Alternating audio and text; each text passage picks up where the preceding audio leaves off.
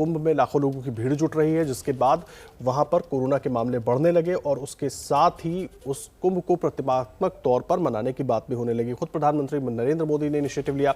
उन्होंने महामंडलेश्वर जो है जूना अखाड़ा के स्वामी अवधेशानंद गिरी, उनसे बातचीत की और उसके बाद उन्होंने कहा कुंभ तो खत्म नहीं होगा, लेकिन वो अपील कर रहे हैं कि प्रतीकात्मक तौर पर तमाम लोग सिर्फ प्रतीकात्मक तौर पर कुंभ मनाएं और स्नान साधु संतों का जारी रहेगा। और इस वक्त हमारे साथ खुद स्वामी अवधेशानंद जुड़ गए हैं। बहुत स्वागत है आपका स्वामी जी। प्रधानमंत्री जी से आपकी बातचीत हुई थी, उसके बाद क्या कुछ कदम आप लोगों ने अपनी तरफ से उठाए हैं?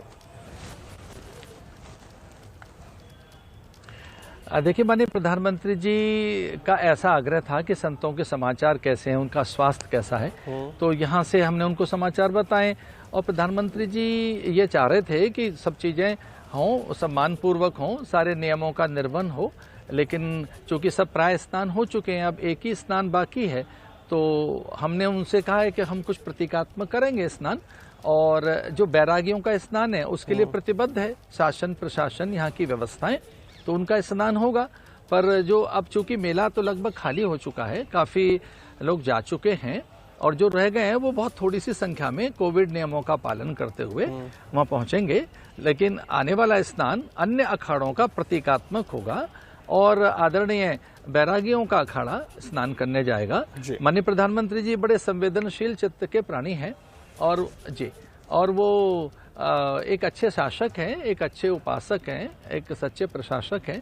वो पूरे भारत के संवेदनशील हैं और मैं भी ये कहना चाहता हूँ धर्मप्राण जनता से कि वह जो अति वृद्ध है ना आए, जो बहुत छोटे बच्चे हैं ना आए, और इस समय आस्था से बड़ा है कि हम लोगों के प्राणों की रक्षा करें, जीवन की रक्षा हो।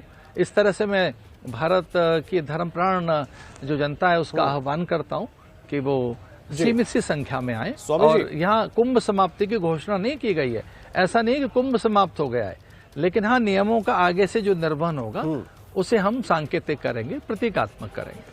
तो ये जो आप कह रहे हैं स्वामी जी कि कुंभ समाप्त नहीं होगा, मैं थोड़ा सा अपने दर्शकों के लिए इसको समझाना चाह रहा हूँ और आपसे समझना चाह रहा हूँ कि कुंभ समाप्त नहीं होगा का मतलब कि जैसे कुंभ चल रहा है वैसे ही चलता रहेगा। आप लोगों से अपील कर रहे हैं कि कुछ प्रतीकात्मक तौर पर आए और ज्यादातर लोग ना आए, ये आप कहना चाह रहे हैं? बिल्कुल, हाँ, बस एक स्नान रहता है तो उस एक स्नान में अन्य सारे अखाड़े प्रतीकात्मक तौर पे भाग ले रहे हैं और बैरागियों का वो स्नान है। तो मैं ये कह रहा हूँ कि भारी मात्रा में ना आए और नियमों का निर्वहन करते हुए आए।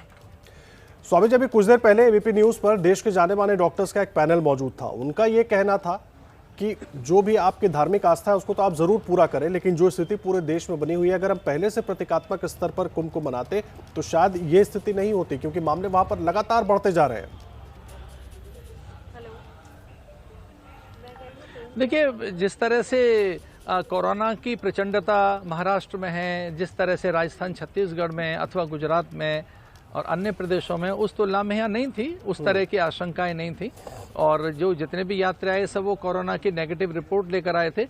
अन्य कुछ लोग ऐसे आ गए होंगे तो मैं ये नहीं कहता कि उनके वजह से संक्रमण हुआ है, पर हाँ सावधानी बरती जा रही है। मैं फिर से अपील करना चाहूँगा कि कोई अफरा तफरी यहाँ नहीं है और न उस तरह का पैनिक है कोई, नहीं यहाँ किसी प्रकार की कोई दुर्घटनाएं हो रही हैं। तो नियमों का निर्वहन करते हुए स्नान किए जाए। सरकार सतर्कता की बात कह रही है, प्रतीकात्मक संकेत स्नान की बात कह रही है सरकार।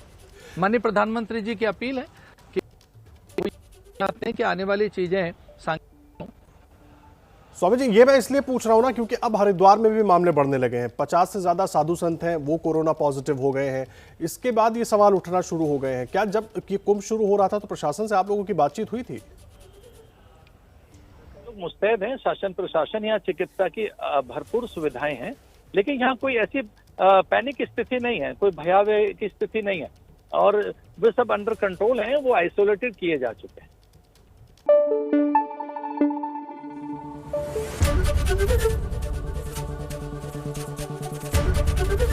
एबीपी न्यूज आपको रखे आगे।